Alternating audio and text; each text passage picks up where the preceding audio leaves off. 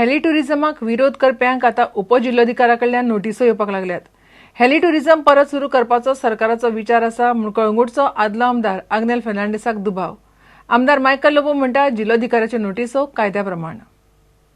And day before yesterday, all of us have been receiving notices from the deputy collector under section 107. 107 कितें सांगता ते? Keep a bond, give security by bond for 6 months that we will not disturb the peace in that area. So म्हयने आमचे कडल्यान bond घेवपाक, are they trying to restart that and keep us from objecting to that? We dare the government to arrest us. And we will make sure that the whole people of Kandolim, and including Kalangut and my constituency, will come and court arrest if they try to do this dadagiri on the people of Kandolim.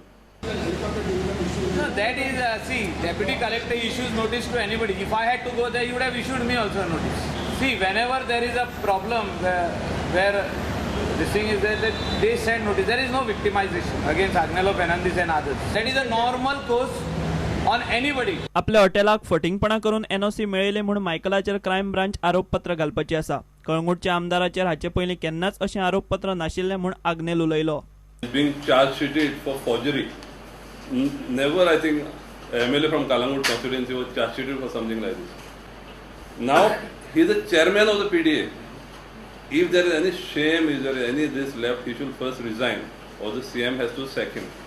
आपले hotel कायदेशीर आसा मात राजकीय सूड घेवपाक तेन्नाचो आमदार आग्नेल फर्नांडिसान आपल्याचेर खोटी केस घातिल्ली म्हूण मायकलाचो दावो. I would also request all those people who are saying that my hotel is within 500 meters, they can come with a tape and measure it up from the beach line up to my hotel physically, because it is a straight line. Shri Agnello Fernandes thought that I was a threat to him. So when somebody filed a complaint on our hotel, he immediately told GCZMA to file a case on me. प्रुडंटा खातीर ओंकार फळारी. नवदुर्गेचे देवस्थान गांवशेच्यान हाडिल्लें जाल्यार तें मडकय कम्युनिदादीचें कशें जाता तशें सिद्ध करपी डॉक्युमेंटूय कम्युनिदादी कडेन ना म्हूण मडकयकारांच्या आदवोगादान युक्तिवाद केलो. शेनवारा गांवच्या लोकांच्या वतीन फोंडा जिल्लो न्यायालयांत आदवोगाद अमृत कासारान बाजू मांडली. मंगळारा महाजनांचो वकील उलयतलो. नवदुर्गेचें देवूळ कम्युनिदादीचें न्ही, नवदुर्गा ही आर्यपूर्व काळाची म्हूण अमृत कासारान कोर्टाक सांगलें. कारण तें देवूळ जें आसा तें गांवशीच्यान हाडलें अशें तेंचें म्हणणें. म्हणजे मोडलें तें देवूळ तें गांवशीक मोडलें न्ही, तें देवूळ त्या कम्युनिदादचें आसूंक जाय न्ही. म्हणून तें जर देवूळ हांगा हाडलें जाल्यार ह्या कम्युनिदादीचें कशें जातलें म्हणून ह्या कम्युनिदादीचो कितें तरी डॉक्युमेंट जाय न्ही. आनी ही जी हांगाची कम्युनिदाद मडकयची जी आसा ती जणेरांची न्हय, ती शेअर ताजी जशी कंपनी आसता आनी कंपनीचे शेअर्स आसता तशें त्या कम्युनिटीचे शेअर आहा आनी ते शेअर विकूंक शकतात. ते शेअर विकल्या नंतर तो थंय आनी हें उरना मेंबर. तेणी कशें मी दाखोवन दिलां की ही देवता जी आसा ती आर्यपूर्व वेदीक काळाच्या आदली देवता जी आसा ही ती पुर्तुगेजा नंतर हांगा हाडली. हें खरें न्ही, सत्य न्ही. म्हाड्डोळच्या म्हाळशेचो विजय रथ मोठ्या भक्तिभावान जालो. म्हाळशेच्या विजय रथाक गोंयभरच्यान मोठ्या संख्येन भाविक येतात. पारंपारीक फोग हे विजय रथाचें आकर्शण. पळोवया म्हाळशेचो विजय रथ आनी विजय रथा पयलींचो पारंपारीक फोग.